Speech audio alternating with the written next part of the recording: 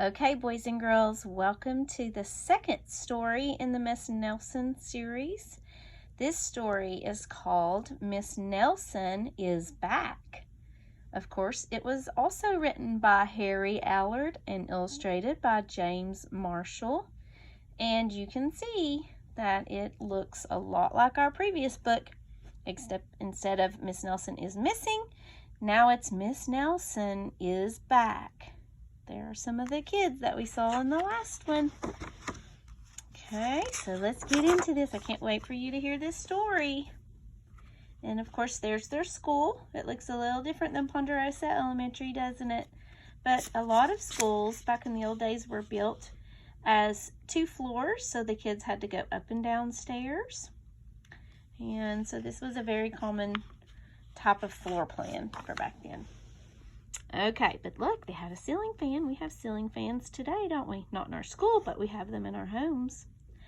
All right, here we go. One Friday, Miss Nelson told her class that she was going to have her tonsils out.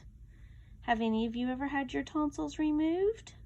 If so, then you know what Miss Nelson is getting ready to go through. "I'll be away next week," she said, "and I expect you to behave." "Yes, Miss Nelson," said the kids in room 207. Now, boys and girls, this is a brand new school year. So last year, this boy was in Miss Nelson's class, but now he is in a different grade. He's a grade up, and he's talking to the new students in Miss Nelson's class this year. Here we go. But at recess, it was another story. "Wow," said the kids. "While Miss Nelson's away, we can really act up." "Not so fast," said a big kid from 309. "Haven't you ever heard of Viola Swamp?" "Who?" said Miss Nelson's kids. "Miss Swamp is the meanest substitute in the whole wide world," said the big kid. "Nobody acts up when she's around." "Ooh," said Miss Nelson's kids. "Yeah, she's a real witch," said the big kid. "Ooh," said Miss Nelson's kids. "I'll just bet you get the swamp," said the big kid. Yikes, we don't want to get the swamp. On Monday morning, Miss Nelson's kids were all in their seats. They were very nervous. Some of them had not slept well all weekend. "If we get the swamp, we'll just die," said one kid. And then they heard footsteps in the hall.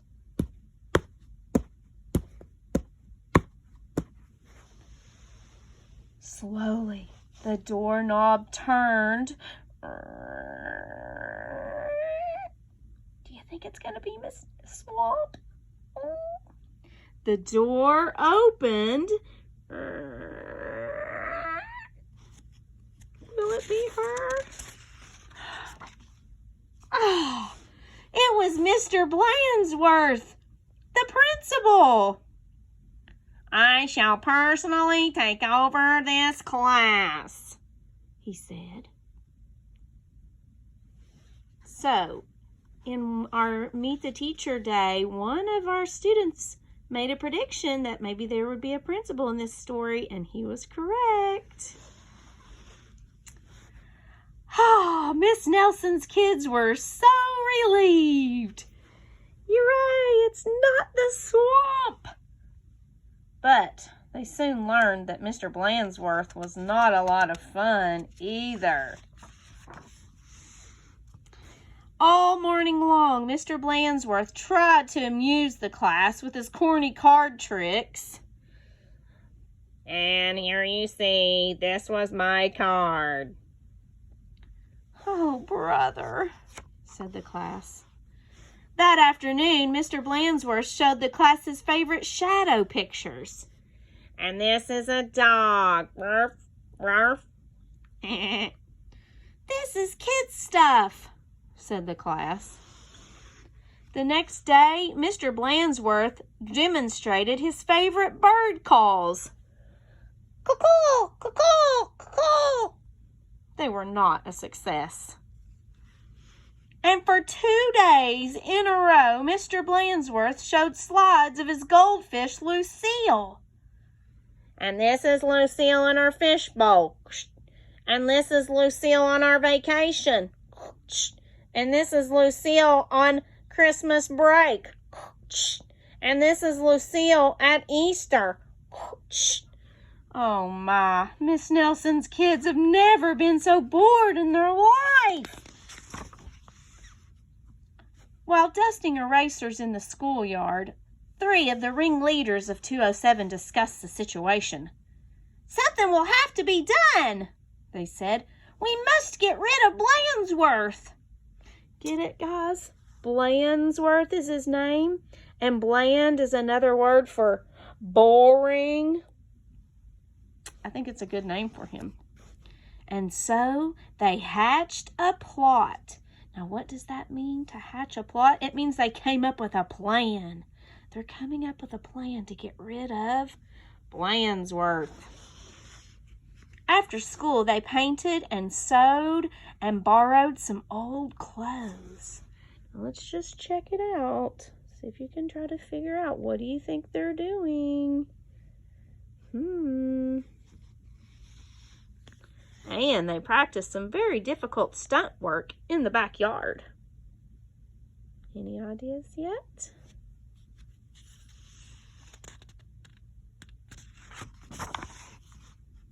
The next day, they weren't in class. That's too bad, said Mr. Blandsworth. They'll miss all the excitement. Mr. Blandsworth was about to show the class his collection of ballpoint pens from all over the world when someone came to the door. Slowly, the doorknob turned. And the door opened.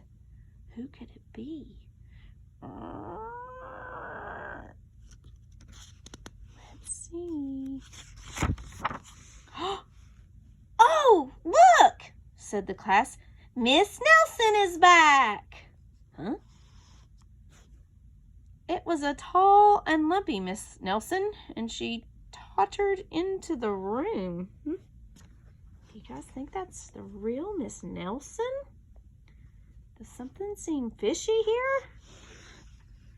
Mr. Blandsworth was very surprised. You're back sooner than we expected, he said. The tall and lumpy Miss Nelson didn't speak. Said the kids. Her throat must still be sore. Are you sure you're well enough? Said Mr. Blandsworth. She's sure, said the kids. Well, in that case, said the principal, I'll be getting back to the office. Nice to have you back, Miss Nelson. And he left the room. Guys, who do you think this is? Do you really think it's Miss Nelson? Her arms seem awfully short, don't they? But Mr. Blandsworth didn't seem at all like he was concerned something was fishy. Hot dog!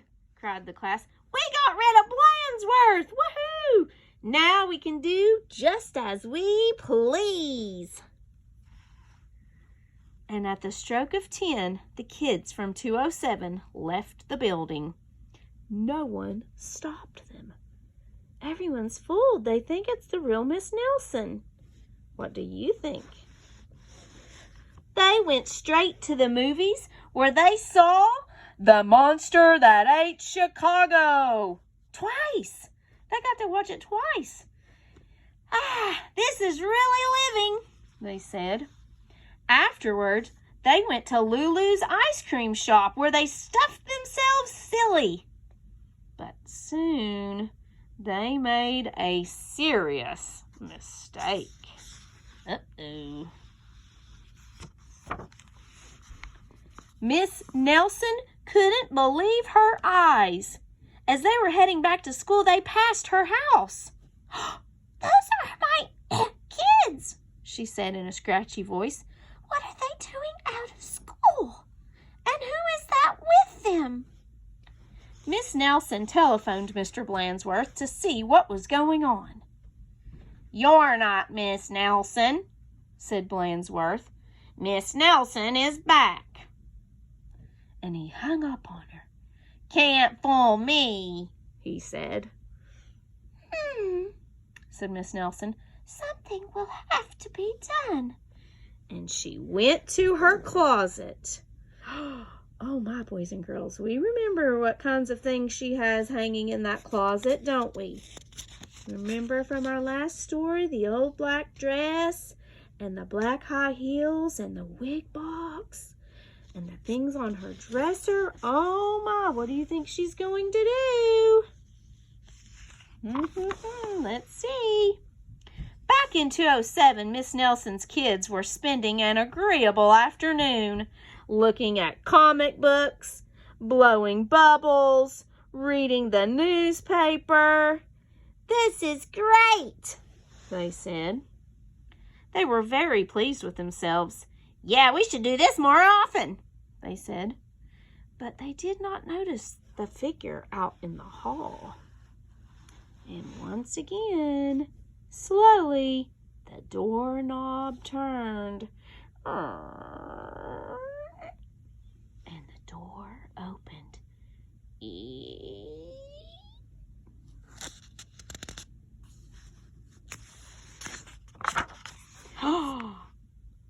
"My name is Viola Swamp," said the lady in a scratchy voice. "Oh no, guys, it's the Swamp. She's back." "That's right," said Miss Swamp. "And I'm here to whip this class into shape. Get back to those desks. On the double." Yikes! The class did as it was told. The big kid from 309 was certainly right. Miss Swamp was a real witch. She knew how to get results. The class did a whole week's work in no time. "We shouldn't have gotten rid of Blandsworth," they said. "Pipe down," said the Swamp. But just then, something under a desk attracted her attention. It was a mask. "Aha!" said Miss Swamp. "So that's your little game." And she tried on the mask just as Mr. Blandsworth stepped into the room. "Miss Nelson," said Blandsworth, "I'm of the opinion that someone has been impersonating you." "Uh-oh," whispered the kids. "You don't say," said Miss Swamp.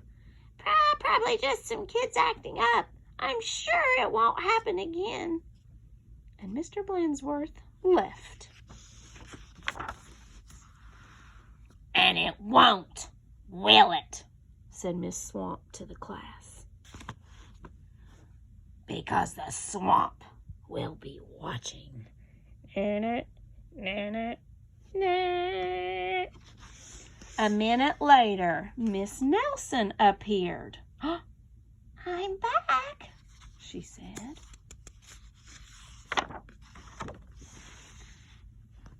"Hot dog!" cried the kids. "Are we glad to see you?" "Didn't you have fun with Mr. Blandsworth?" asked Miss Nelson. Said the kids. They decided not to mention Miss Viola Swamp, but they wondered why Miss Nelson hadn't seen her in the hall. What do you think, boys and girls? Why do you think they didn't have Miss Nelson answer why she didn't see Miss Swamp in the hallway? Do you still think Miss Nelson and Miss Swamp could be the same person? If only we knew for sure. Looks like you're going to have to wait and find out in the very last book that we're going to read next time, called Miss Nelson Has a Field Day. But for now, that's the end of of Miss Nelson is Back.